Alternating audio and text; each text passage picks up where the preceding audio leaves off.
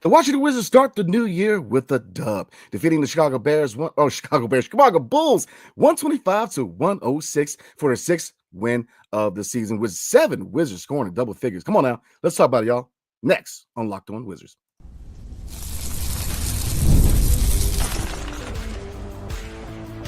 You are Locked On Wizards, your daily Washington Wizards podcast, part of the Locked On Podcast Network. Your team every day. What's good, everybody? It's your boy Brandon Scott and my guy AB. Your favorite podcast now has a newsletter. Introducing the Locked On Wizards Daily Newsletter, a one-stop shop for the ultimate team and league coverage, delivered right to your inbox. Sign up for free at LockedOnDaily.com. That's LockedOnDaily.com. And start your day with the all-new free Locked On Wizards newsletter. The Washington Wizards, man, look, they're undefeated this year. I mean, it came out strong, starting the season with a dub, defeating the Chicago Bulls. I'm sure they could probably defeat the Bears. It is what it is. But defeating the Chicago Bulls 125-106 for the sixth win of the season. For everybody that wanted to win, you got it. For everybody who still wants to be in the top 3 consideration in the draft, you still gonna have that because they are only 6-25. So, but this is a good culture winning night. AB. They shot 50% from the field, 47% from 3, 7 Wizards in double figures. So, I mean, who impressed you more? The starting 5, looking at the fact that Jordan Poole led the way with 30 points, and then you had Champagnie 15, Sarr 11 with 10 rebounds, and then 11 points from Bob Carrington. Or did the second unit shine more with Kispert, Brogdon, and Valanciunas all chipping in double figures? I was more impressed with the Champagnie bouncing back, after he was high with that double 31 and 10, went down with 5 points, and people were wondering if that was an outlier of a game. With today 15, 2 and 1, very nice performance. Still thinks he deserves an NBA contract. JP with 30, some of those threes that he was making. I mean, I legit can't wait when we have that better young talent and see how this team can really compete with JP leading the helm. Bud with 11 and 4, JV with 14, 6 and 6, Alex Sarr 11, 10 and 5, and Alex Sarr guarding a guy like Vucevic, who's a pretty good scorer in today's NBA, and especially the Bulls. I mean, I remember for so long Zach LaVine just torching the Wizards at any chance he could get. So I think tonight he had 32, so he put up a fight, but it was a good win. Happy to see it, and you could say the Wizards are undefeated this year. Absolutely. We are undefeated in the new year, man. So I would definitely take it. Good culture win. They fought hard. I mean, 7 Wizards in double figures. Let's start with my man JP 13. Did his thing as usual. 30 points, 10 for 21 from the field, 6 for 13 for 3, 4 for 4 from the charity strike, 2 steals, had 5 turnovers. If you want to nitpick, that was the probably the lone area that was the issue, was the turnovers. But look, I'll take it because he was aggressive tonight, and I love it. Him dictating the pace, him leading the charge, man. Love it. Now, Bilal, I believe, went out with an injury, so hopefully he's all right, man, because that would be a hit, especially for a young man, breaking out in the second season. Definitely do not want to see a long-term injury for Bilal, man. I mean, I definitely want to see him, break out, especially step it up in the second half after the trade deadline. So hopefully Bilal is all right, man. We've had the injury bug overall with this team. So again, hopefully Bilal is not a long-term injury. Other people to look at, Bob Carrington, his offense is starting to really step up, man. 11 points, 4 rebounds, 6 assists, 4 for 5 from the field, 3 for 3 from 3, 1 steal, 1 block. And then you already named it. Champagnie, you keep him. He continues to play really good basketball. He contributes, he spreads the floor, 3-point shooting mid-range, 3-and-D guy, versatile. I love what I see from Champagnie. You keep him around long-term. 15 points, 6 for 8 from the field, 2 for 3 from 3. He was efficient. Alex Sarr, again, his offense is looking better and better as time goes by. 11 points, 10 rebounds. And they say no blocks, but I'm pretty sure he get a block on Kobe White. Yeah, so, at the end of the game, I was wondering about that, because I usually check how many blocks he gets. He definitely had a block. Yeah, they the athletic trip of the day, man, because I definitely saw him get a block on Kobe White, man. Now let me say about the Bulls. Now, I think the Bulls are a decent team, man, but 2 guys, man. Kobe White gets his calls, man. And there's another guy who was sliding all over the floor, man. Smith. University of Maryland product, man. He was sliding all over the place, but, so it is what it is on that front. But getting back to our Wiz kids, looking at the second unit, Kispert is starting to ramp up. Starting to see, the Kispert of old, man. 3 for 6 from 3, 5 for 12 from the field, 13 points. So we definitely need that sniper in the building, man. Like I said, he's that guy who is very consistent threat on the perimeter. And like I said, I thought Tom Berenger was in the building, man. I thought Sniper's up in there, man. Like, Kispert looked good with that shot. Looking at other people real quick, Brogdon, he continues to play really good basketball, 12 points, 6 assists, so he's definitely the floor general for the second unit. And Valanciunas has had a good season. He's a guy that, he's definitely going to get some trade interest. And, there's a lot of reports, and that he likes being here. And you can argue with the contract. And if you don't get the package you want, maybe you hold on to him because he's a guy I think he's been a good influence and mentor to Alex R, and he produces. Yes, he's on the end of his prime and he's starting to be, he's older now. But look, I think you need vets like him. Like I said, the Lakers are definitely going to come calling. I think you could definitely get a couple of second round picks for him because the Lakers are linked to Brogdon, Kuz, and Valanciunas. But Valanciunas, I like 14 points, 6 rebounds, 6 assists. Good Lord. 6 for 12 from the field and 3 steals. He did have 4 turnovers, but it is what it is on that front, AB. So looking at the Bulls real quick, obviously Levine did his thing. Levine's one of those guys where he's just he's a scorer. You're not really going to stop Levine. You can just hope to kind of slow him down, but he got to do this thing. But one guy, man, I want to talk about because his name he's been connected to the Wizards for a couple of years now. He went to West Charlotte High School like my wife. Shout out to Charlotte, North Carolina. And that's Patrick Williams. Patrick Williams is a guy where he's that 3-and-D that power forward. So what is your opinion on Patrick Williams? And do you think that if you indeed did a trade with the Bulls, would you like him in return? Yeah, you talked about it, 3-and-D. That's what we need here in Washington, especially more emphasis on the D. I was no homo, but I was on the. I'm not gonna lie, be like, I don't know about you. I was a big fan of Lonzo when he came out of UCLA. Again, that whole shot mechanic thing. For some time when there was a question here at point guard, I thought he would be a nice floor general, but with all the injury, and I'm so happy he's back in the NBA because at one point I thought he wasn't going to be able to. But yeah, Patrick Williams, again, a solid piece. Even like we talked about LaMelo Ball eventually leaving Charlotte, or might want to. I always question, when is Zach LaVine going to want out? Like at some point, like when you're not having winning basketball and you're wasting the prime of your careers. Similar situation to Bradley Beal when he was here in DC. At some point, you got to look yourself in the mirror as a star like Zach LaVine and say, when do I want out? Not saying it's the Wizards, I'm just saying in general. Because the Bulls, like, future-wise, I don't see it. And we can see the path here in DC, but Chicago is just a whole different story. Yeah, I mean, I agree, man. I mean, looking at his contract, I'm looking at the contract. Shout out to fanspo.com. And he is making $18 million for the next 4 years. So they may not want to add that salary before they start repaying guys like Bilal, Alex Sarr. So that could be one obstacle. But I've always been a big fan of Patrick Williams dating back to Florida State. So, I mean, like I said, first win of the year, AB. Good win tonight, beating the Chicago Bulls 125-106. 4-6 victory of the season. So, all right, next, we're going to talk about the NBA overall. And right now, as you guys know, their ratings are down 48 to 52%. People are just not watching the NBA anymore. So we're going to look at the root cause and how we can fix it. And then we're going to look at comments like we always do. So before we get into that, tonight's episode is brought to you by Gametime.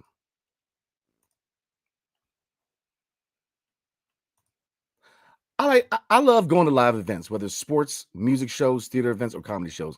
One of my favorite memories was attending a concert last year. I got to see Busta Rhymes and my man 50 Cent in person, man. I mean, if you're old here like me, if you're a hip-hop here like me, that was a good performance, man. But look, now Game Time has made it easier to get tickets for your favorite events with the new feature, Game Time Picks. This feature filters out the stuff to show you only incredible deals on great seats, so you have to waste time searching through thousands of tickets. It's that easy, guys. Like I said, I go to games all the time. I made it known that Game Time to me is a go-to. Not gonna name drop nobody, but it's a lot of good reasons. You get to look at your seat view before you buy tickets and stuff like that. So I definitely trying to tell you guys, definitely recommend Game Time. Do yourself a favor. Take the guesswork out of buying tickets with Game Time. Download the Game Time app, create an account, and use promo code LOCKEDONNBA for $20 off your first purchase. Terms apply. And again, create an account and redeem code LOCKEDONNBA, LOCKEDONNBA for $20 off.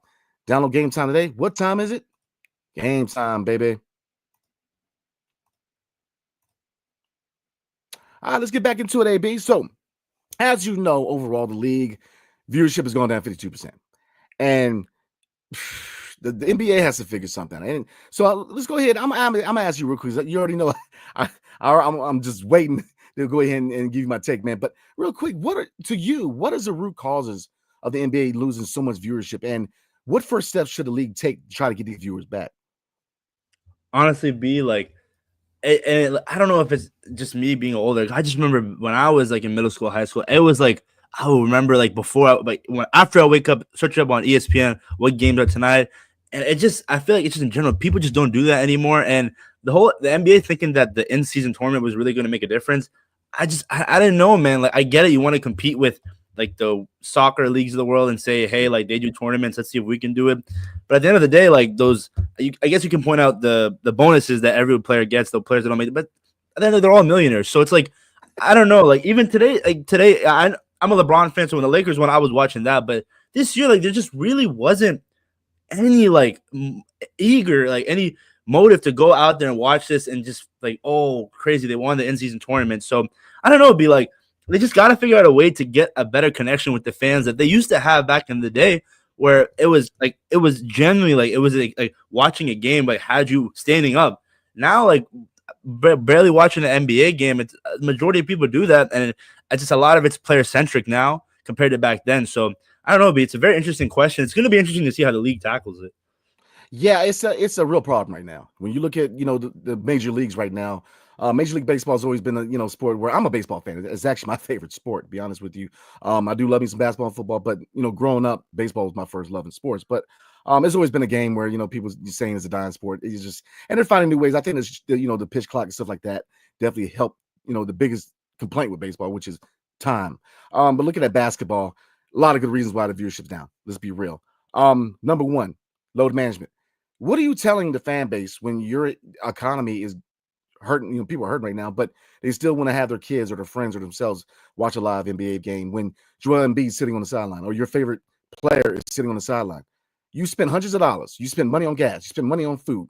You just to watch an all-star player sit on the sideline? Look, man, I'm an old hig. You know what I mean? I came into this world 85. And then, Jordan came in the league in 85. So I remember that, Jordan didn't take games off. And this is a comment that Anthony Edwards kind of came up with. And he said, look, he kind of echoed the Jordan sentiment, which is, there might be somebody in the crowd that's never seen me play. And this is the first time they see me play. And what I tell the fan base when I'm sitting on the sidelines, I mean, it's a slap in the face, in my opinion. And that's not the biggest reason, but that is a big reason because load management, Bird didn't take games off. Kareem Abdul-Jabbar didn't take games off. Robert Parrish didn't take games off. I mean, Kobe didn't take games off. I mean, what is this load management? You make millions of dollars to play a children's game. Yes, we love sports. We're all sports fans. That's why we're here. But let's be 100%. This is a children's game. And load management to me is the wrong answer. You want to go out there and play. And like I said, there's players in the league that kind of echo that sentiment. Anthony Edwards is one guy where he just didn't understand why people are sitting down. You're here to play. You make a lot of money, man. Like I said, let's be real, man. I mean, with the economy is not going to get better anytime soon. And people still want that experience to go out there and watch an NBA game, man. What is that telling the fan base? What's that telling people when you got to spend money on jerseys? You watch it on TV. All that, they get money off of that. TV ratings, viewership, all that. What are you telling people? All right, number two, the rate, the state of the game. 3-point shooting was cool till it's not. I mean, it's a little too much. Like I said, I'm an old head. I remember when it was a mid-range game, and I'm not going to sit here and say, we need to go back in time, make it a mid-range game. Look, there's different eras in the NBA. There's a time when, your centers, Patrick Ewing, your old center, Shaq, didn't shoot 3-pointers. So I do like the fact that the centers are more versatile now. You can shoot from three. We've seen some versatile centers here in DC, KP, and then obviously Jonas Valanciunas. And I think that is a good thing where your centers can spread the floor and be more of an offensive weapon. But let's be real, man. The amount of 3-point shots that are being shot is crazy. I mean, it's just, and it really goes into my third point. Fundamentals are gone. You got to ask your question, man. Who are the best players in the world now? Can you really say American players are the best players in the world now? I mean, let's take a look at the last 5 MVPs real quick. Because you can argue that foreign players have taken a leap in the NBA. I mean, Nikola Jokic, Joel Embiid, Nikola Jokic, Giannis Antetokounmpo. I mean, from 2023 to 2024 back, they're all foreign players. I mean, and let's get even deep with this, AB. On the level of AAU, they're not teaching our kids the fundamentals no more. They're teaching them to shoot these logo threes in the dunk. These kids don't know how to use a pivot foot. These kids don't know how many steps to take in a lane. These kids just want to do what they see on TV, which is shoot logo threes and dunk the ball. And there's no fundamentals. Don't get it twisted. These foreign leagues, they practice more than they play. They're teaching fundamentals. They're treating the game like a business, like a job. They're not playing, man. The rest of the world has caught up. I mean, there was a time when you had MJ, when you had Kobe, when you had Shaq. The American players were where foreign players wanted to get to. They were the best players in the world, and it wasn't even close. That's why we won every Olympics as far as basketball. And obviously, later years we started to come down a little bit, and then you got the redeem team and all that. But that's what it is. The brand of American basketball is just not prestige like it used to be. Jokic ain't playing around. Giannis Antetokounmpo. You got guys who are ready to play at a high level. Luka Doncic. The list goes on. I want to, and I'm not going to sit here and say, "Oh, I need American players to be the better players." No, I like the diversity of the NBA, AB. But here's the thing, if you can't use the excuse that, oh man, because I've heard this excuse with other platforms, other podcasts. Oh, there's too many foreign players. I like the diversity of the NBA. That's why the NBA is great, because you have top talent that not only comes from the United States, but comes from Europe, comes from Africa, comes from Latin America, comes from the Middle East. List goes on. Asia. So I like the diversity of the game. I think that's a step in the right direction. But here's the thing: if you really want your American players to take the lead and be those premier players again, teach them. Go back to fundamentals. Stop sliding across the floor, and stop trying to shoot the three from the logo. Stop dunking, and then you can't put the ball on the floor and actually have a decent ball handling. I mean, bring the fundamentals back in the game. So, I mean, do you agree or disagree? No, B, you harped on it. I forgot it was a TED Talk, and some guy literally just said the same thing that you just said. It was a lot of teams in the Europe focus more on practice rather than actual games. And here in the US, I mean, you have kids waking up Saturday morning, 8 a.m., a game at 8 a.m., another game at 11, another game at 3, and they practice once a week. To me, it just doesn't make any sense. And within those games, like, is there really any sense of like, let me learn how to play team ball? It's all about where the camera's at. Let me shoot this. Let me point, like, make a celebration. Like, and I again, like, okay, maybe it's a little fan, but at the end of the day, like, it's just not cool. And to me, it gets corny at some point when you just do it so much, and then you question why, like you mentioned, those international players, and it's just like, at the end of the day, like, they're doing something right, and they have the model there, and eventually you got to catch up to them, because like, if you're complaining about too many European players, at some point the whole NBA is going to be European players. So if you got to, it all goes back to the fundamentals, and the whole idea of just shooting threes, fast breaks, when layups are wide open, 2-on-1, 3-on-2, and you're shooting like crazy threes. And maybe you blame Steph Curry, but Steph Curry has perfected it. At the end of the day, like, the NBA is just like, it's pay to play, and it's just like, you have to figure out to go back to the fundamentals, and if not, like, they're gonna have to catch up at some certain point. Yeah, I agree, man. I agree 100%. I mean, the other issues looking at is that make the games affordable for your everyday fans. I mean, let's be real. You're probably going to drop a couple $100 on NBA tickets. I mean, the people that get the courtside tickets, a lot of people just there to be seen. Look, this is a comment that Jordan Poole made after a game. I believe it was after the Denver Nuggets game. And he said, look, I want the fan base to get more vibrant. There should be never a situation where you got people in the stands chanting MVP for the other player. And he said, look, people, everybody's about trying to be seen and trying to, be fancy and all that, man. But, here's the thing. And that's what I'm saying. There was a time when the NBA was synonymous with music, with fashion, and it still is. And I think that's one good thing about the NBA, but then they're prioritizing those elements a little more. It used to be about the everyday fan, when I was coming up. Like, you wanted the games to be affordable. You wanted the fans to be out there. Now it's all about fashion. It's all about, being seen, bringing celebrities out there. And that's all good and well. But, who are truly the people who pay this stuff, man? It's the everyday fan who watches the games on TV, that goes out and buys the latest jersey, the guy that makes the trip out to the arena.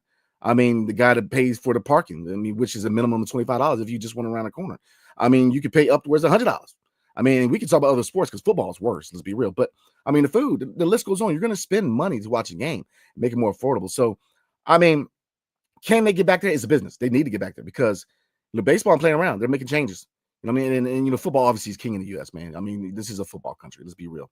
Calling baseball America's pastime. I'm a baseball fan, but I think football is America's pastime now. I mean, it's the most popular sport. I mean, hockey is definitely gaining some room, and amongst other things. So, yeah, that's kind of where I'm at too, man. So let's get into comments. But before we do, tonight's episode is brought to you by FanDuel. The NFL playoffs are almost here, but it's not too late to get in on their regular season action with FanDuel, America's #1 sportsbook, because right now new customers can finish the season strong with $250 in bonus bets if you win your first $5 bet. FanDuel has so many ways for you to pick up the dub. I love betting on which players will score a touchdown or how many points each team will score. It's thrilling. I'm trying to tell y'all. A lot of things you bet on. I'm an over and under guy, so that's definitely my go-to when it comes to FanDuel. But look, don't take my words for example. Just check it out. Just visit FanDuel.com to join today. That's FanDuel.com for your chance at $250 in bonus bets. Make every moment more with FanDuel, the official sportsbook partner of the National Football League. All right, AB, let's get into it, man. I know there's going to be some very interesting comments tonight, so let's get into it. And obviously, comment number one is my guy Locked on Law. He says 3-0. Bub must be okay. Bub's a dog, man. Bub is tough. I love me some Bub, man. I mean, he is tough. There you go, guys. There. All right, so let's see. Shook Biz says Locked on Law was what's good. All right, let's see. Joshua Clark, how you doing tonight? He says, oh yeah, man, we are locked in. You got it, baby. Crazy how we look good without Kuzma on the court. Can't wait to see the team play live in New Orleans on Friday. Repping my Anthony Gill jersey. Man, I like it. Anthony Gill, okay. Kuz won his best night tonight. I mean, it was 5 points night. So coming back from injury, rib injury, definitely, want to see him get back to 100% and be that key contributor going forward, man. But, he's going to take a little time to come back from injury. So it is what it is. Let's see. Gideon, how you doing tonight? Kuzma played amazing today. 3 shot attempts. That's what I like to see. y'all trip, man. Y'all trip. Locked on losses. And why is Poole checking up 30 footers when they up by 14 with under 3 minutes to play? Jesus, team needs to learn how to close games. I can't argue with that. But like I said, AB, I kind of said this before. Yeah, the shots times do drive me a little nuts, but he makes them. I mean, he's hitting these threes, man. I mean, he's lighting it up, man. Joshua Cotton says, give Keyshawn more on-ball reps second half. Oh, absolutely. He looks good on ball, man. He had a couple of good drives tonight. Let's see. Shook Biz One says, I wish I went to this game instead of that sad New York game. Yeah, this was probably been more of an entertaining game. I definitely agree with that. Pool of Ball, he says, Locked on Law, chill with that pool slander. Uh-oh. He's the best thing we've had since John Wall. Uh-oh. And he's been hooping. He was shooting 30 footers on the Warriors. I'm gonna let you out of AB. I mean, what do you think? The best thing since John Wall. That's yeah. I mean, again, JP, like the whole. If he's making it, why complain? Now, if there's times where it's like he's shooting it and he's not making it consistently, then you gotta look to it and say like, hey, maybe this is a little too much. But I think he's gotten the green light to this extent where if he's dropping 30 and he's hot. No matter if he's up. Now, if we're down and he's shooting that much, it's like, let's swing him, man. Oh, absolutely. Let's see. Domatic Brian says, best game of the year for the Wizards. JP dropping 31 in just about every stat except block shots. Boom. I'm with you. This was one of the better games this year. This was a really good win for the Wiz kids. Let's see. Man, y'all tripping in the comment section. Let's see. Shook Biz One says, can the NBA be fixed? Yes, go back to the NBA of the 90s. And there was an other. Let's see. Mac Hung, bro, is just straight up rage baiting. Hey Mac, are you talking about us or who are you talking about? Because I'm not raging at all. Let us know, man, who you talk to. Rudy Ogwin, excuse me if I butcher that. JV to Lakers, please. I think that's a good possibility, but you're probably looking at those 2 second-round picks from 2025. Link says this win is all because they fired Scott Brooks. Whoa, he going back a little bit, man. I mean, he going back a little bit. Josh Clark says it's final trade Kispert and Kuzma for sure. We can definitely get someone good for those two and maybe throw in Brogdon. I love JV. Yeah, you know what? Like I said, when it comes to Kispert, when it comes to Kuzma, when it comes to Brogdon, when it comes to JV, if this was a playoff team, I say you hold on to every one of them because they all have skill sets that I think can be utilized with a playoff team. But we know where we're at. So, like I said, it's I like all 4 of the players, man. I mean, to me, when it comes to analyzation of what the situation is here in DC, I'm looking at purely from the rebuild perspective. You got to move on from your vets, man. Not all, but most of them, man. We had a youngin have something to say about us old folks. So let's see. Let me see if I can find a comment real quick. We'll get down there. So let's see. Stuart O'Flaherty says Sorry has at least one block. Yeah, he blocked Kobe White. So, Locked and Law says trade Kuzma for conditional third. I mean, there's only 2 rounds. I mean, if you're looking for a football pick, that'd be one heck of a trade, man. And can you imagine the headline in ESPN? Kuzma traded for a pick for the Commanders. People lose their mind. Let's see. No breaks new. I think Bilal has a flu. Man, there is a flu going around for everybody in the DMV area. Man, definitely be on the lookout. There's a new strain going out. I know I got close friends of mine who are going down. My dad has got a really bad cough, man. So you guys stay healthy, man. And definitely gonna be on the lookout because this new flu they got going around, man, is a respiratory. A lot of people getting pneumonia, man. I've been down with it, a few times early or late last year. I'm about to say early this year, man. So definitely, guys, be smart about I'm not going to talk about whether masks are good or bad, but look, be smart with your surroundings. He says, I love seeing us playing the way I envision, but I don't need them winning too much. I laugh out loud. Love when 3 Sean plays aggressive. I like your 3 Sean. My guy, no breaks new. Poole is part of our future. I'm loving this. Loving this play. Oh, absolutely. Jordan Poole is a future P. Absolutely. Give him the Kings for the next 2-3. That's all I'm saying, y'all. So my guy, no breaks new, man. Another good comment for no breaks new. JV is the vet. I'd keep out of him, Kuz, and Brogdon. I agree. I think that his contract. I mean, all three got I guess 2 out of 3, Kuz and Valanciunas had the most affordable contracts. Now Brogdon 22.5, but even then it's expiring deal. So I mean, even if you don't move him, he expires at the end of the year anyway. So I know you want to get people want to get something in return, but we'll see how the market is. Let's see. Locked on Law says, get rid of the 3-point line. I think 3-point shooting, and Steph Curry, what he's done with the game, I think is good. But my daddy always told me, AB, too much of anything's bad for you. So I think that we got to try to find that nice balance, man. And Dallas says, don't get rid of the 3-point line, get rid of the corner 3. That's a valid point too. Link says threes are fun to watch when they make them. Absolutely. Locked on Law says, institute a hard cap, not this apron bull stuff. Roger that. Let's see, because I'm definitely interested to see what a lot of you guys have to say. Sluter Flatter says, when Sarr gets some time in the weight room, he's going to be the love child of Kevin Garnett and Kevin McHale. Ooh, Kevin Garnett is a good comparison. I like it, man. Kevin Garnett had a slim build, but he was strong, and he was a dog, man. An absolute dog. Love it. Nomadic Brian says, out of market, you have to string. Yeah, that's another good point, AB. If you have 3 or 4 teams you follow, it adds up. I mean, 400 to 500 or more combined costs. Yeah, absolutely. You need to make it more affordable to your everyday fan, man. And look, that's one thing baseball does. And you can argue that they play more games, 162 games. But I've noticed that for somebody who goes to games all the time, baseball games just are more of the team-friendly, affordable games to go to. You don't have to break the bank. Going to an O's game, I could pay maybe 20, 30 for parking, but, you don't have to break the bank. Food varies, and that's part, it's crazy. Orioles don't have too much of a selection, to be honest with you. It's all love, but make it affordable for the everyday fan. B, do you think when it comes to games in this season, do you think there's too much, or do you think it's the right amount?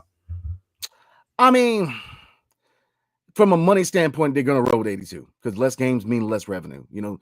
That's why you see Ron Soto rocking out a $700 million plus contract because you have 162 games. So, for you to, people don't realize that you need those games because if you want to pay these guys these contracts, and like I said, with the second apron, they're making it harder and harder for you to have 2 to 3 max guys. And I think that is a good decision. You have to look at building your team a different way, having a key guy built around him. And obviously with the CBA, you're able to retain a lot of your own talent and go into the luxury tax. And so we'll see if owner Ted Leonsis, eventually becomes, goes into the tax because he never has. Or I think when he did, when it was Otto, Bill, and Wall, we were in the luxury tax. But I mean, here we go. It never makes no sense. Appreciate you tonight. It says, go watch a full game of 90s basketball. Look at the lack of spacing and horrible shooting and isolation. I disagree with isolation now. Jordan was an isolation player, and so was Magic. The product was worse. Can't agree with that. Players are worse. Y'all are just nostalgic for bad basketball. I mean, I respect your take, and I get it. You're probably a younger fan, and I get it. You like the style of basketball. But like I said, it is entertaining. Like I said, Steph Curry definitely you can argue to a certain degree revitalized game a little bit. But to me, I don't think it's an idea of which one, one's worse than the other. It to me is just, I don't know. I mean, look, the people have spoken. The consumer has spoken. I mean, if you look at the NBA when MJ was here, viewership was challenging the NFL. I mean, viewership was going way past Major League Baseball. So, I mean, from a business standpoint, the tail of the tape shows you that, look, people like and I agree with you. I'm not gonna say a horrible shooting. You didn't have that many shooters like you do now. You had Reggie Miller, you had BJ Armstrong, but you didn't have 3 or 4 shooters on the team. You had 1 or 2 shooters. The Bulls had Kerr, you shoot, BJ Armstrong, Paxson was a shooter. So I'm not gonna say which one's worse or better, but I'll say this, man. As far as a product, it's not that link with the fan base anymore. It's more inclined towards celebrities. I'm just gonna be honest with you. There's more love for celebrities and people who make top dollar, and they've isolated the everyday fan, and that's a big reason why, you have the product declining. Luck and Law says 90s ball was trash. I watched Oscar Robertson average a triple double without dunks or a 3-point line, there's a valid point too. Like I said, I think I show respect and homage to every era because I think every era had its stars. But and another thing is toughness.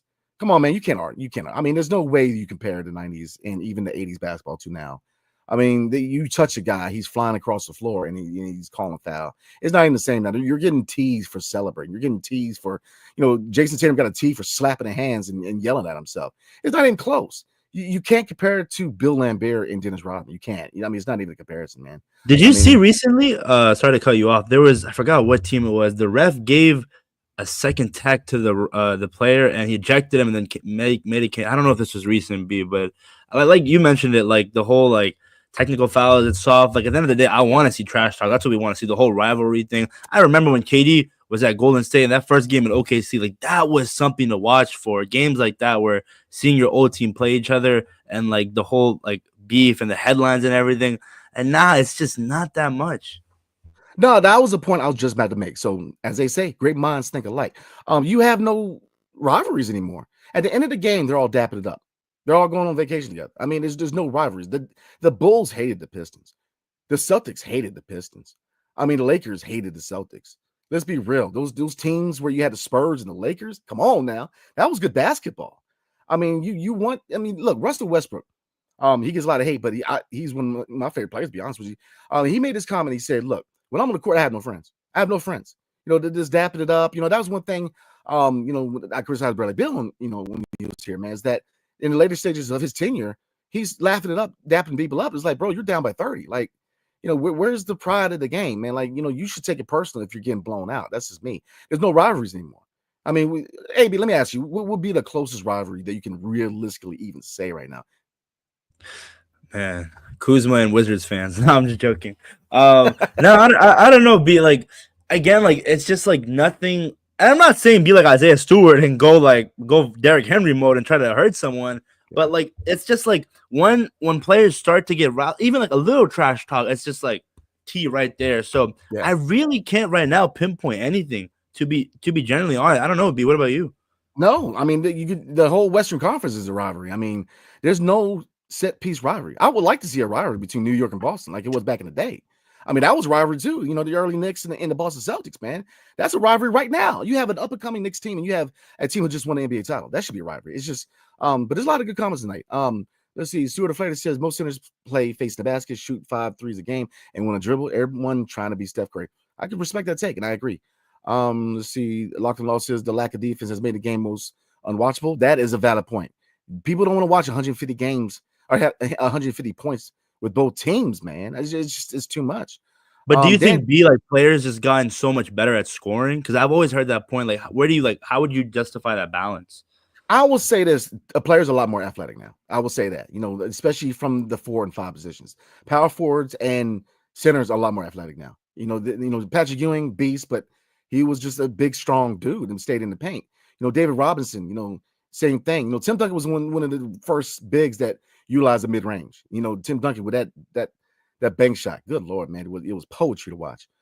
So like I said, we got a good mix of old heads and young folk, but I think we all got valid points, man. Pulabali says Magic and Bird say the NBA 70s basketball is big trash. Absolutely, I agree with that. Let's see, guys. I love the comments, man. Definitely appreciate a lot of the comments, man. Like I said, I love dialogue, man. There's no right or wrong. Just I want to get a feel for everybody's mind. Like B, at one point, remember the Wizards and Celtics? John Wall, Isaiah Thomas, Kelly Olynyk, Kelly Oubre. Yeah. That was rivalry. I wanted us to beat the Celtics so bad. I mean, you had a lot of rivalries, man. I mean, the Cavs and the Wizards. Was Gilbert Arenas was here. We just couldn't get past him in the first round, and you got to the point where you had LeBron pat him on the chest saying you're going to lose anyways. I mean, like I said, guys, I definitely appreciate a lot of the comments on him because there's nobody wrong or right, or everybody's right, not wrong. Just about a perspective. AAU has ruined this is for Pulabali. AAU has ruined American basketball. They focus more on playing a bunch of games. Absolutely, can't argue with that. Pseudo Flaherty, bring it back. The Bullets were one of the great teams in the 70s. Absolutely, man. So we're gonna do a couple more comments, guys. So like I said, definitely appreciate everybody rocking with your boy. Let's see. Should Biz one says 90s b-ball was gritty. The players weren't soft. 100-point game meant something. Oh yeah, you didn't see a lot of 100-point games. You were in the 90s or the 80s, man. Defense was a premium. I think defense will make a comeback if you look at where the officiating and where the NBA is shifting, because again, the consumer doesn't want to see 150 points a night. Let's see. And he also says the rivalry was real. Absolutely. All right, this is gonna be the last one.